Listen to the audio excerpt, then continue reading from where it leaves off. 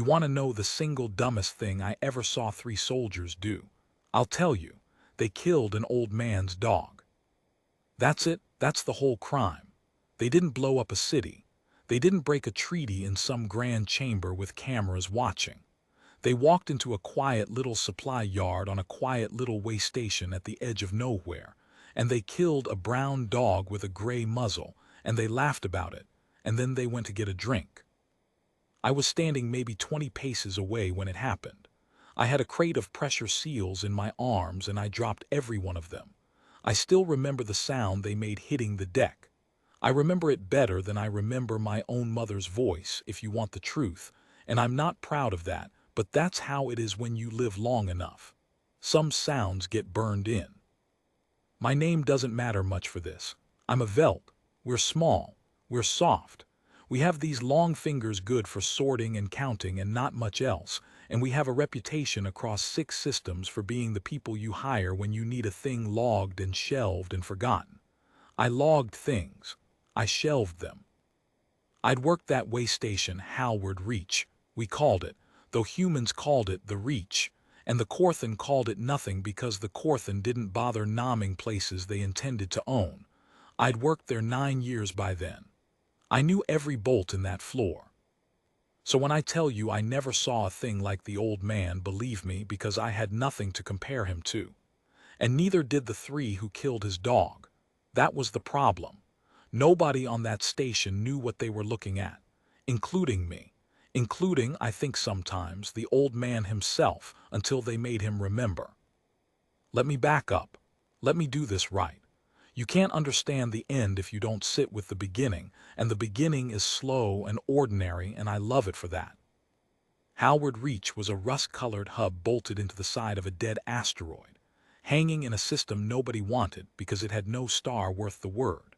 We had a brown dwarf, a sulky little ember of a thing that gave us a dull orange light through the dome windows and not much heat, so the whole station ran warm-blooded on its own reactors, and the windows always had that amber glow like the inside of a lamp burning low. Freighters came through to refuel and trade and gossip.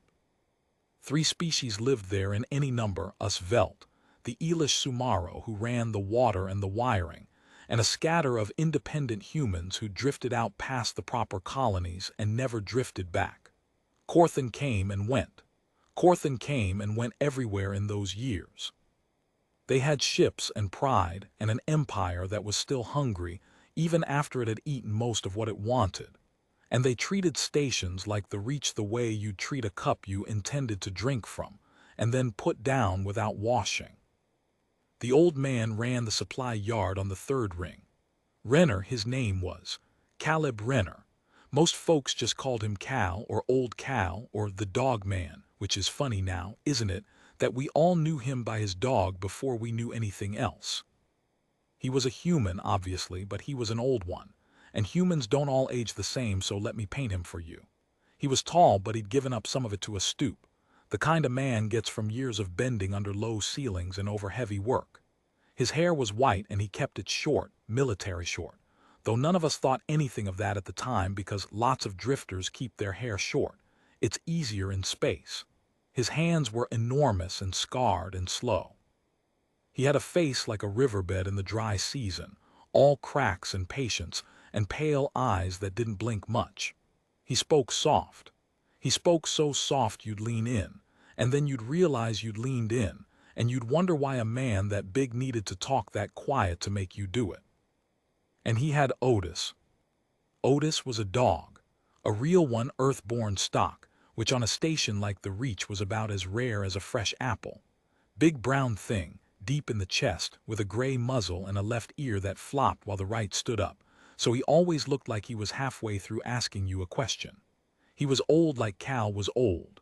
The 2 of them moved at the same speed, which was no speed at all, a kind of slow tide in and out of the yard every day. Otis would lie in the doorway of the supply office in that amber light and thump his tail twice when anyone he liked walked by, and once for anyone he tolerated, and not at all for the Corthan, who he watched with a low, steady look that never became a growl but never relaxed either. I got 2 thumps. I was proud of those 2 thumps. I'm a grown velt with more years behind me than ahead, and I'm telling you I used to detour past that office on my route just to get them. Here's the thing about Cal Renner that everyone knew and nobody understood. He was kind in a way that made you nervous. You've met kind people, soft ones.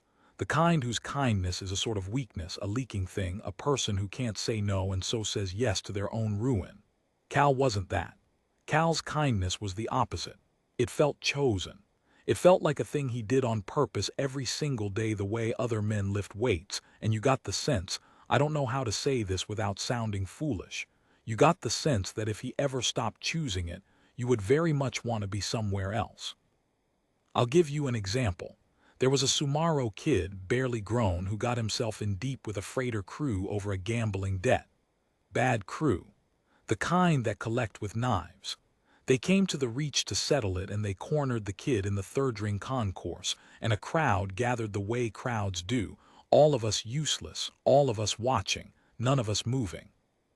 And Cal walked through that crowd with Otis at his knee, and he didn't shout and he didn't draw anything because he never carried anything. And he just stood between the kid and the crew, and he said soft, "You understand that soft voice," he said. "He's going to pay you. I'll stand for it. But not today and not like this."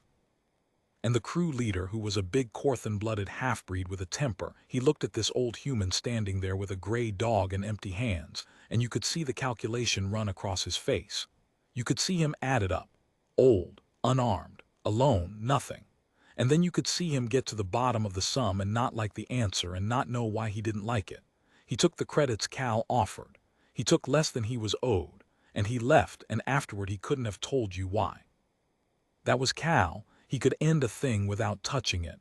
We thought it was wisdom. We thought it was age. We didn't know it was practice. The dog was the part of him that wasn't careful. That's what I figured out later, much later, lying awake. The kindness was a discipline, a held breath, a hand kept open by force of will.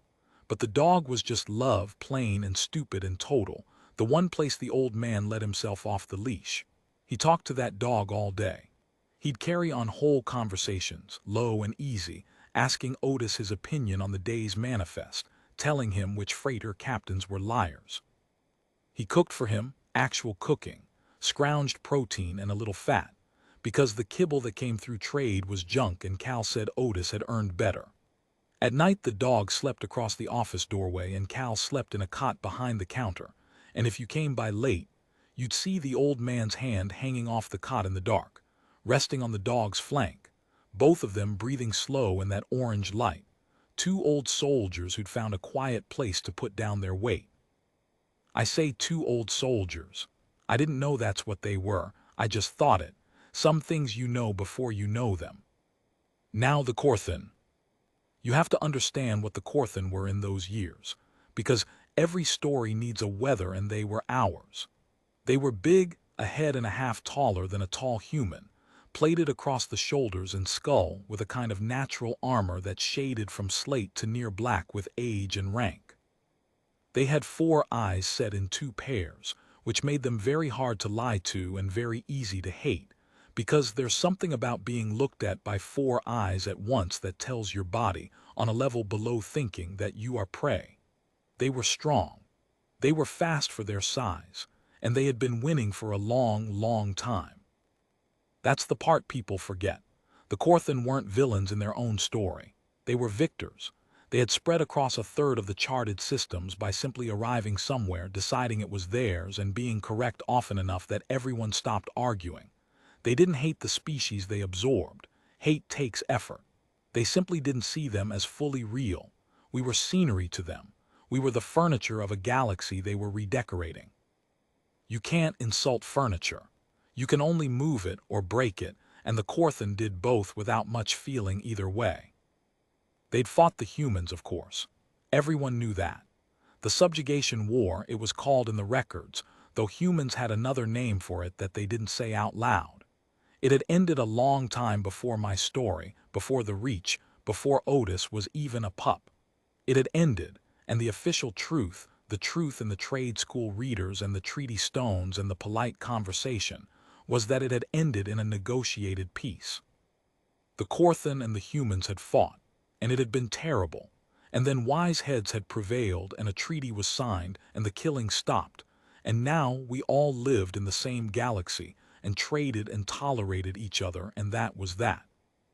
That was the official truth. The Korthan believed a different one. They believed they had won. They believed the humans had fought hard, harder than expected, embarrassingly hard for a young species, but that in the end the Korthan had brought them to heel and granted them a generous peace out of magnanimity, and that the humans you met out in the world, drifters, traders, colonists, were the leftovers of a beaten people, scattered and quiet and grateful to be alive. And the humans didn't say what they believed. That's the thing. In all my 9 years on the Reach, I never once heard a human correct a Korthan about that war. Not once. They'd just go quiet. They'd get this look. I saw it on Cal 100 times before I understood it. This look like a man listening to someone describe a death they were present for badly and choosing not to fix the details. I should have wondered about that. Why a beaten people would be so calm. Why the losers never flinched. The three who killed Otis came in on a Korthan patrol cutter called the Hollow Crown, which tells you something about them right there. Because patrol cutters were crewed by the young and the bored and the recently promoted, the ones still hungry to be seen being Korthan. There were more than 3 aboard, but 3 are the ones who matter. Their leader was a slate-shouldered male named Vorik, second or third generation off the homeworld, the kind who'd grown up on stories of the war and resented having been born too late for it. Beside him was a leaner one called Daleth who laughed too easily and too long, the way nervous people do when they want a strong friend to like them.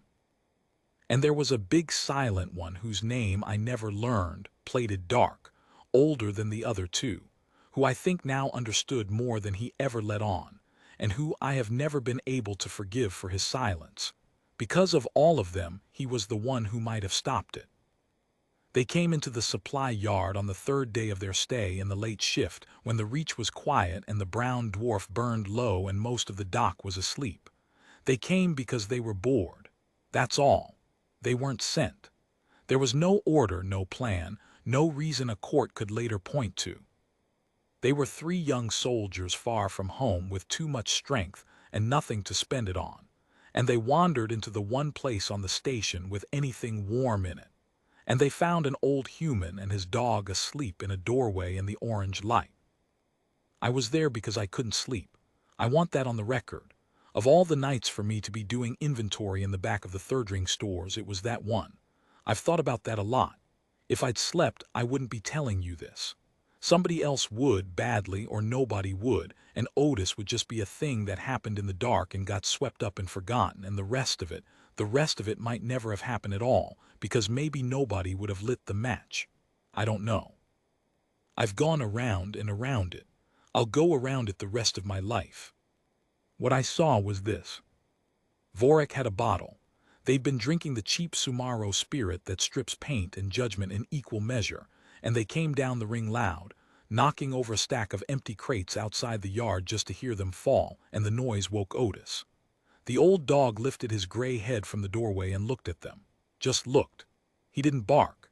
Cal, behind the counter on his cot, stirred but didn't rise, the way you don't rise for a sound your dog will handle. Otis stood up, slow, stiff, the way old dogs do, getting the back legs sorted out under him. And he walked out into the ring and stood in front of the office doorway between the Korthan and the sleeping man, and he held his ground. Gray muzzle, one ear up, one ear down. He didn't growl. He just stood there, this old brown animal, 20 kilos of it maybe, planting himself in front of 3 of the deadliest creatures the galaxy had ever made. I think that's what set Vorik off, honestly. Not anger, insult. Here was a thing, a small, soft beast, that had decided to stand in his way. To Vorik, that wasn't a dog being loyal.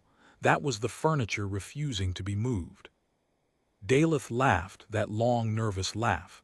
Said something I didn't catch. Vorik answered him in Korthan, and the big silent one said nothing. And then Vorik reached down to his hip and unclipped his sidearm. I want to tell you I shouted. I want to tell you I ran. I didn't. I stood in the dark of the stores with a counting stylus in my long, soft fingers, and I froze, the way prey freezes, the way my whole species has frozen for 10,000 years, because freezing is how we lived long enough to be furniture. Otis didn't freeze. He never moved at all. He just kept standing there in the doorway, in the orange light, between the men and the thing they wanted, the way he'd stood between the world and Cal every night for I don't know how many years, the way it was simply his whole entire job to do. Vorik shot him. It wasn't a fight. I need you to understand, it wasn't even a moment. It was nothing. The bolt was bright and short, and the sound it made was almost polite, a little spitting crack, and Otis dropped where he stood without a single sound of his own, and the smell of it reached me a second later across the dark, and that was the end of the dog. That fast. A whole life, all that loyalty, all those slow mornings, all that love the old man poured into him, ended in less time than it takes to say it. Daleth laughed again. The big silent one looked away, and Vorik holstered his weapon and stepped over the body, actually stepped over it into the doorway, and he kicked the leg of the cot, and he said in trade tongue, loud and slurred and pleased with himself, "Get up, old furniture. Your animal's making a mess." And in the dark of the stores, 20 paces away, I watched the old man wake up. Now here is where I have to slow down, because what happened next I have replayed more times than any other thing in my life, and I still can't get it to move at the speed it actually moved. In my memory, it's slow. Everything's slow. I think that's because some part of me understood, in that exact instant, that I was watching the floor of the world tilt, and the mind stretches a moment like that out long so you can survive carrying it. Cal Renner sat up on the cot. He didn't lunge. He didn't shout. He sat up the way a man sits up any morning, slow, swinging his legs over, and he looked down at the doorway, at the brown shape lying in it, at the gray muzzle and the one ear that would never stand up again, and he was quiet. He was so quiet. He reached down and he put one of his enormous scarred hands on the dog's side, the way he did every night in the dark, and he held it there a moment, feeling for the breathing that wasn't going to come. And then he looked up at the 3 soldiers in his doorway. I have tried for a long time to describe the old man's face in that moment, and I've never gotten it. People want me to say it was full of rage. It wasn't. People want me to say he wept. He didn't, not then. What I saw on Caleb Renner's face when he looked up from his dead dog at the 3 Corthan who'd killed it was, and I know how this sounds, it was relief. A terrible, settling, bone-deep relief. Like a man who has been holding something heavy over his head for 30 years, holding it because to put it down would break everything beneath, and who has just been told by someone else that he's allowed to let go now, that it's not his choice anymore, that they made the choice for him. He looked at them for a long moment with that face. Vorik, still grinning, swaying a little, Daleth's laugh dying in his throat as the silence stretched, the big silent one already, I think, beginning to understand. Then the old man spoke, in that soft, soft voice that made you lean in. He said, "Do you know what I did before this?" And Vorik, who was young and drunk, and had never in his life been afraid of anything smaller than himself, laughed and said, "Hauled crates, old furniture. Same as tomorrow." And Cal Renner looked down at his dog one more time, and he stroked the gray muzzle once with his thumb, and he said, and I heard it, I was 20 paces away and I heard every word. I will hear it until I die. He said, "No, before that." He stood up, and the lights of Howard Reach all across the 3rd ring flickered once, like the station itself had drawn a breath. I didn't understand what I'd just seen. None of us did, not yet. I only knew that the air had changed, the way it changes before the dome vents a pressure wash, that low pull in the chest. I only knew that the old man was standing in his doorway over his dead dog with his huge hands hanging open at his sides, looking at 3 armed soldiers as though they were a chore he'd been putting off, and that for the first time in 9 years, his kindness was nowhere on his face. The big silent Corthan put a hand on Vorik's shoulder, the first thing he'd done all night. He said one word in Corthan, low and fast, and I didn't know the word then, but I learned it later. It meant run. Vorik shook the hand off and laughed. That, I think, was the last mistake any of them got to make for free. I need to tell you something about fear before I go on, because the rest of this story is made out of it. And if you don't understand Corthan fear, you won't understand what happened on the third ring of Halward Reach. The Corthan didn't feel fear the way I do, the way you probably do. For me, fear is a held breath, a freezing, a smallness, I told you. It's how my people lived. For the Corthan, fear was almost a foreign substance. They'd bred it out of themselves over 1,000 generations of winning. A young Corthan could go his whole life and never feel it, not once, not really. The way a man born by a calm sea might never learn to swim because the question never comes up.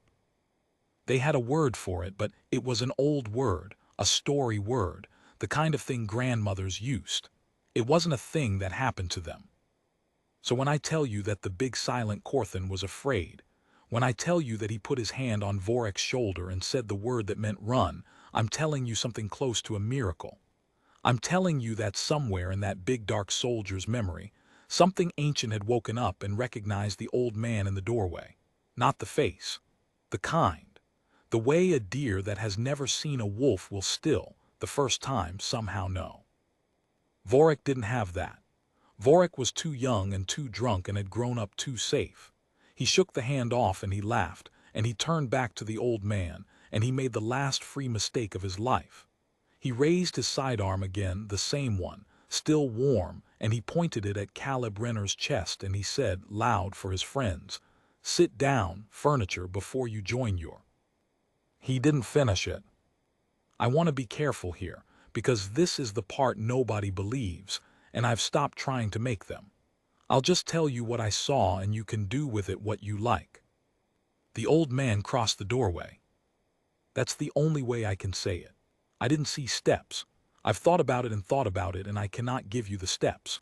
One moment Caleb Renner was standing over his dog with his hands at his sides, 4 paces back inside the office.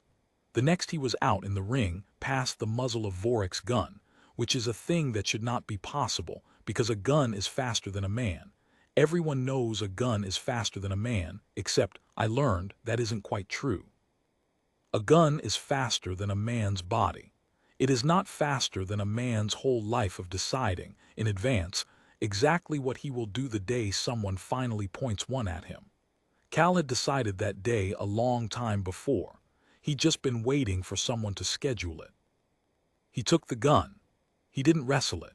He took it the way you'd take a cup from a child, a small turning motion, and there was a wet sound from Vorik's hand that I felt in my own fingers across 20 paces, and then the old man was holding the weapon and Vorik was holding a hand that bent the wrong way and making a sound I'd never heard a Corthan make. And here is the thing. Here is the thing that I keep coming back to, the thing that tells you who Cal Renner was better than any record ever could. He didn't use the gun. He had it. It was in his hand. 3 drunk soldiers, one of them already broken. The cold, easy thing would have been 3 bright spitting cracks and an end to it, and nobody on the reach would have shed a tear, and I'd be telling you a much shorter and much uglier story. He had the gun and he looked at it for half a second with something like disgust, and then he reached out with his other hand and he crushed it. Just closed his fist around the body of the weapon, and the casing folded like wet paper, and something inside it popped and the whole thing went dead, and he let the ruined pieces fall on top of his dog, and that was the most frightening thing he did all night, and he hadn't even touched anyone yet. Because do you understand what that told them? It told them the gun was beneath him. It told them he wasn't going to need it. It told 3 Corthan soldiers, 3 members of the species that had never lost, that the old furniture had looked at the deadliest tool any of them carried and decided it was clutter. That's when Daleth ran. Daleth, the one who laughed too easily, he turned and he bolted up the ring toward the lift, and he was fast. Corthan are fast, and I thought for half a heartbeat that he'd make it, and that some of this would be smaller than it was about to be. He didn't make it. I won't tell you exactly what the old man did because honestly I didn't see all of it, and the parts I saw I've tried to forget. I'll only say that Cal didn't chase him far, and that it was over very quickly, and that when it was done the old man wasn't even breathing hard, and that Daleth never laughed again. Two left. The big silent one who hadn't moved, who had said run and watched nobody listen. And Vorik on his knees now, cradling his ruined hand, his 4 eyes wide and wet and finally, full of the thing his species had bred away. He'd found it, the old word, the grandmother word. It had found him in a rusty supply yard at the edge of nowhere, and it had his name. The old man walked back to him, slow, that slow tide. He stood over Vorik and he looked down at him, and the orange light caught the side of his cracked riverbed face, and I swear to you I could see now all the things I'd never let myself see before. The way he stood, the way his weight settled, the stillness. I'd thought it was age, it was readiness. It had always been readiness. The old man had been standing like a drawn bow for 9 years, and I'd thought he was tired. And he asked Vorik the question again, the same one, soft. Do you know what I did before this? And Vorik, weeping now, this proud young soldier of the species that owned a third of everything, looked up at the old human and shook his head because he didn't know. He genuinely didn't know. None of them ever knew. That was the whole tragedy of it. That's when the big silent one finally spoke. To Vorik. In trade tongue so the old man could hear, and I think that was on purpose.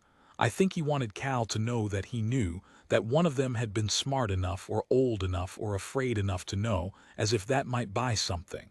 He said, "You fool, you absolute fool. Look at his hands. Look at the scars on his hands. That's an ash mark, every one of them. He's a quiet man." And the air went out of the ring. Now I have to stop and teach you something, the way it was taught to me later in pieces, by people who only half wanted to say it. Because quiet man meant nothing to me that night. I'd never heard it. It wasn't in any reader. The humans never said it, and the Korthan only said it the way you say the name of a thing in a dark you're afraid of. The subjugation war, the real one, the one under the treaty stones, it didn't end the way the school books say.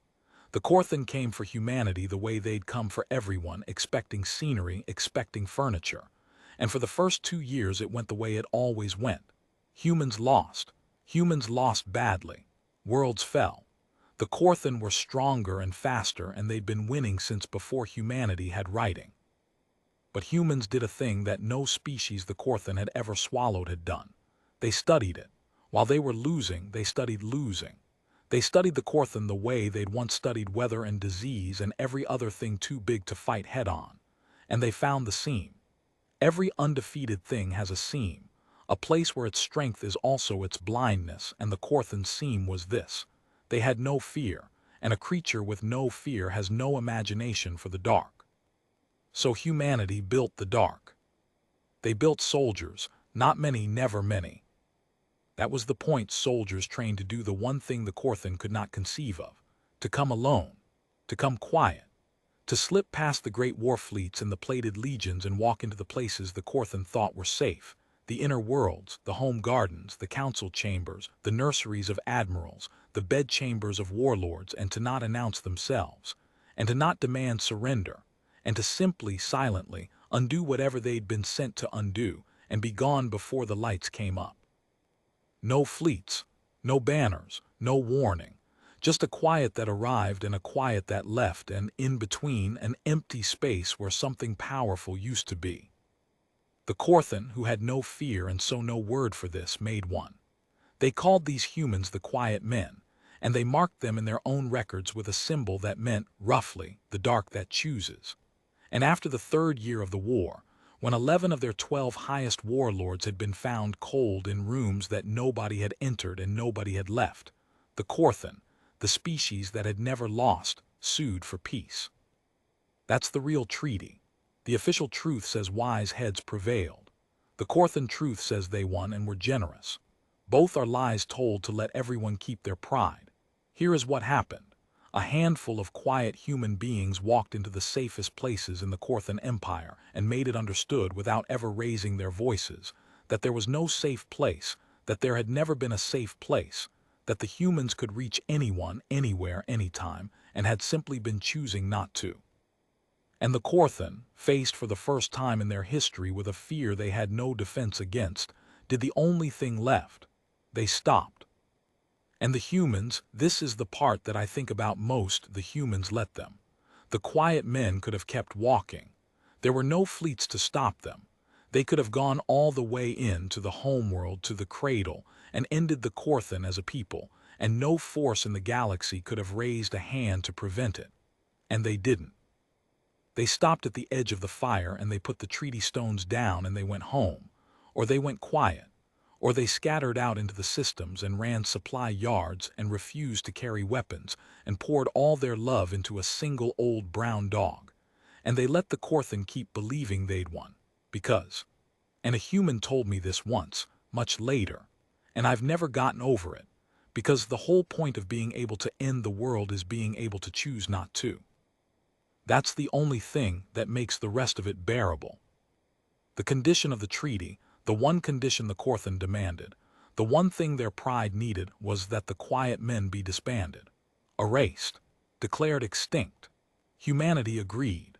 They agreed easily, suspiciously easily, and signed it, and the quiet men vanished from every record, and the galaxy was told they'd never really existed, that they were a horror story the Korthan told to explain a war they'd actually won. But you can't disband a thing like that. You can only retire it.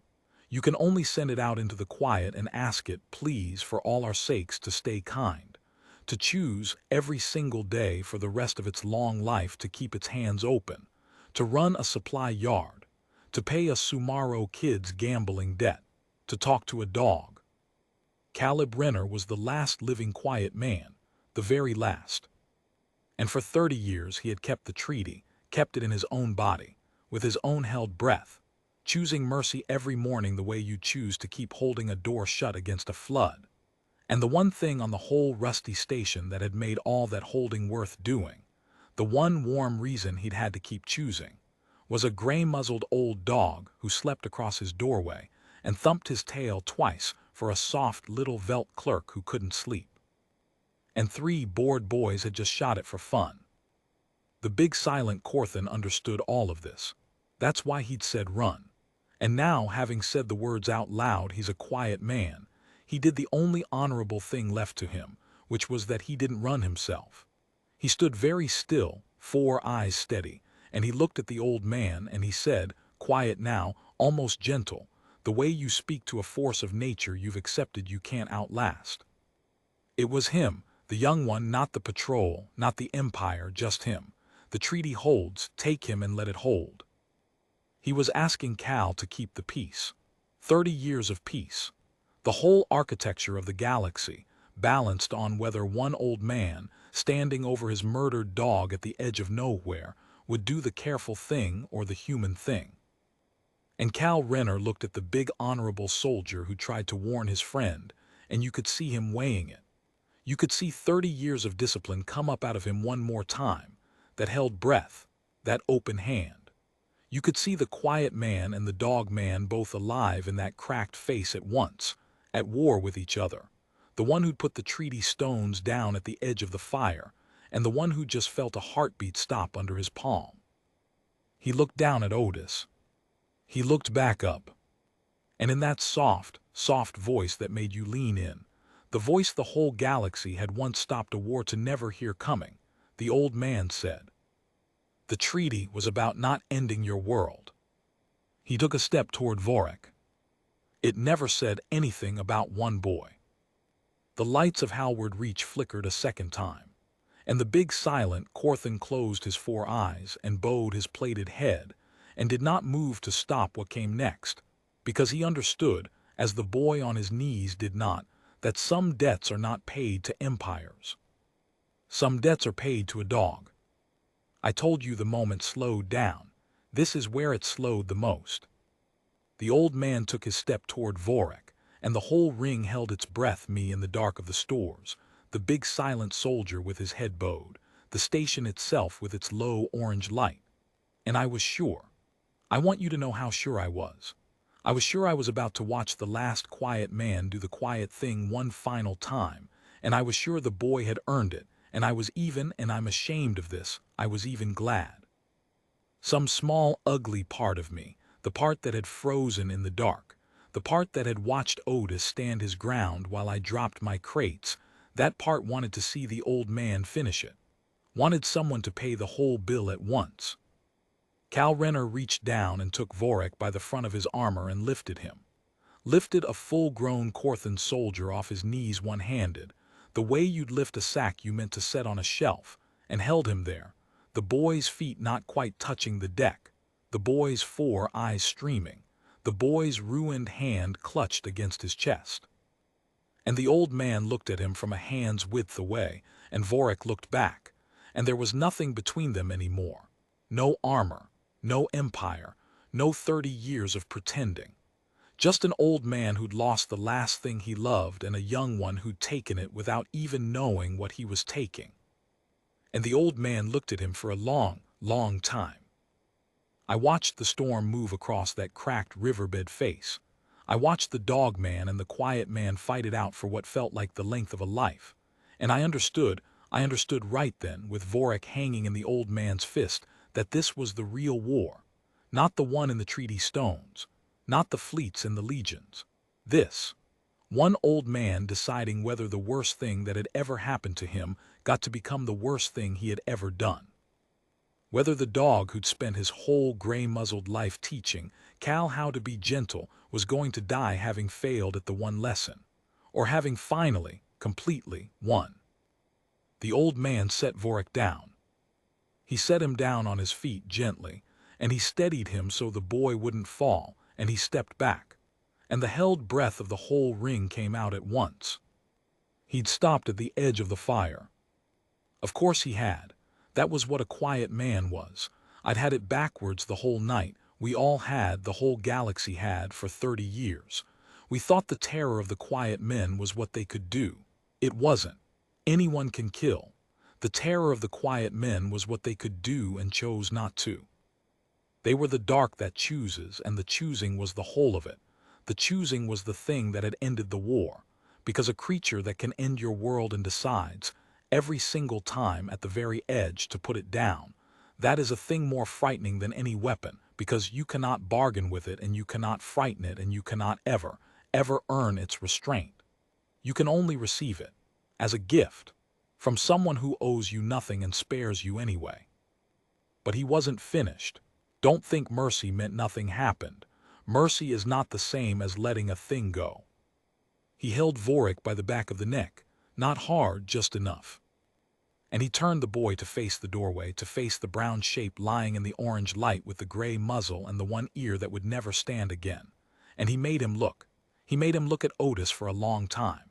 And then in that soft voice with his mouth close to the boy's head, he told him everything, the war, the quiet men, the 11 warlords cold in rooms nobody entered, the homeworld he could have reached and chose not to, the treaty, the 30 years of holding. He poured the whole hidden truth of the galaxy into one drunk, broken, weeping boy soldier, and at the end of it he said, "You're going to live. You're going to go home with your hand like that, and they're going to ask you what happened, and you're going to tell them, all of it. You're going to be the one who remembers. You're going to spend the rest of your life being the Korthan who knows. And when your people start to forget again, and they will, they always do, that's the whole trouble with your kind, you're going to be the one who looks at the next young fool reaching for his sidearm in a quiet place, and you're going to put your hand on his shoulder and you're going to tell him what's real. You're going to do the thing he did." He nodded at the big silent one who had not moved, who had bowed his head. "And maybe he'll listen where you didn't. That's your debt, not your life. Your life is easy. I'm giving you something heavier." And then, and this is the part I tell when people ask me why I still believe in anything, the old man let the boy go, and he turned his back on him. Turned his whole back, on an armed soldier of the species that had killed his dog, and walked away from him to the doorway, and knelt down in the orange light, and gathered the body of Otis up into his arms.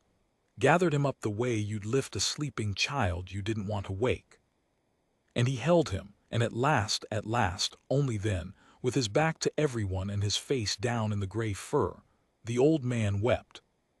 I have heard a lot of sounds in my long, soft life. That one I keep separate from the others. I don't take it out often." Vorek didn't move. The big silent one didn't move. Nobody moved. And after a while the old man stood, with the dog in his arms, and he carried him out of the ring and down toward the lower decks where the airlocks were, and the two Corthans stood aside to let him pass, and the big one bowed his plated head as the old man went by. Lo, the bow you give a thing far above your rank, and Vorek tried to do the same and couldn't, because he was shaking too hard, so he just sank back down to his knees in the place where it happened and stayed there. That's the last I saw of any of it that night. I finally moved. I crept out of the dark of the stores on my soft, useless feet, and I gathered up the crushed pieces of the gun and the spilled crates, because I'm a Velt and we tidy. We tidy when we don't know what else to do. And I cleaned the orange-lit ring until there was no sign anything had happened there at all, except the place on the deck where a dog had lain, which I couldn't seem to clean no matter how I tried, and which I think was just in my eyes. Here's how it ended, the ordinary way, the way real things end, not the way stories do. The Hollow Crown left 2 days later, quietly. Daleth was listed as lost to a depressurization accident which fooled no one and was questioned by no one. Vorek went home with a hand the medics couldn't fully fix, and a story he wasn't supposed to tell, and he told it anyway. I know he told it because of what happened afterward across the years, in 100 quiet places I never visited. The way the Corthan, who had been forgetting, slowly remembered. The way young soldiers in far supply yards started to feel a hand on their shoulder and a low word in their ear.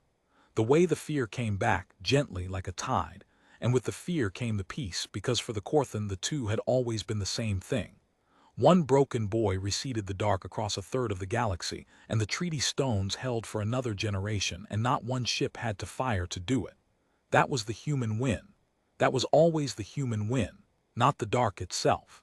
The choosing. And one old man choosing at the very edge, to teach instead of to end. Cal Renner stayed on the Reach another 3 years. He ran the supply yard the same as ever, slow tied in and slow tied out, soft voice, open hands. He never got another dog. People offered. Traders came through with pups, good stock, expensive, and they'd give them to him for nothing just to be the one who gave old Cal a dog, and he always thanked them, and he always said no. I asked him about it once near the end, when I'd known the truth a while and we'd stopped pretending I didn't. I asked him why he wouldn't take another. He was quiet for a long time the way he got. Then he said, "A dog like that you don't replace. You just be asking a new one to be the old one, and that's not fair to anybody. Otis did his whole job.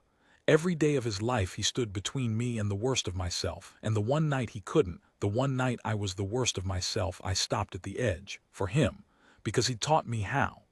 He looked at me with those pale, unblinking eyes. "I'm not going to ask another animal to carry that. He carried it fine. He carried all of it. He just looked like a dog while he did it. He died on the Reach in the orange light in the cot behind the counter, old age and nothing more, which for a man who could have ended a world is a kind of victory I still don't have the size to understand. I was there. He'd asked me to be, in his soft way, weeks before, like asking a friend to help move a heavy thing.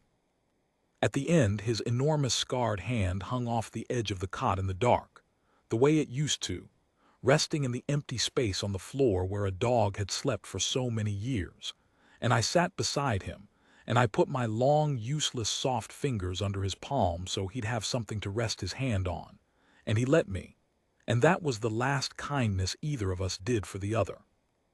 I'm old now myself, older than I ever expected to get for a Velt. I've told this story 100 times, and most who hear it don't believe the big parts and believe all the small ones, which is exactly backwards, and I've stopped minding. I tell it anyway. I tell it because somebody should remember what the galaxy decided to forget, that the most dangerous thing the universe ever made spent the last 30 years of its life choosing, every single morning, to be gentle, and that the only thing that made all that gentleness possible, the one warm reason, was an old brown dog with a gray muzzle and one ear up and one ear down, who stood his ground in a doorway against 3 of the deadliest creatures ever born, and didn't even growl. People ask me what the old man really was. The quiet man, the last of them, the dark that chooses, the end of the war that nobody won. I tell them the same thing every time. He was the man who could have ended everything, and didn't. And you want to know who taught him how to not. You want to know who stood between this whole galaxy and the worst night it never had. A dog. Just a dog. They killed him for fun, and they never once realized what they put their hands on. And that right there is the truest thing I know about how the universe works. The most important things in it are always the ones that look the smallest, lying quiet in a doorway in the low orange light, asking the world a question with one ear up and one ear down, and waiting, patient and unafraid, to be loved enough to be worth all that mercy.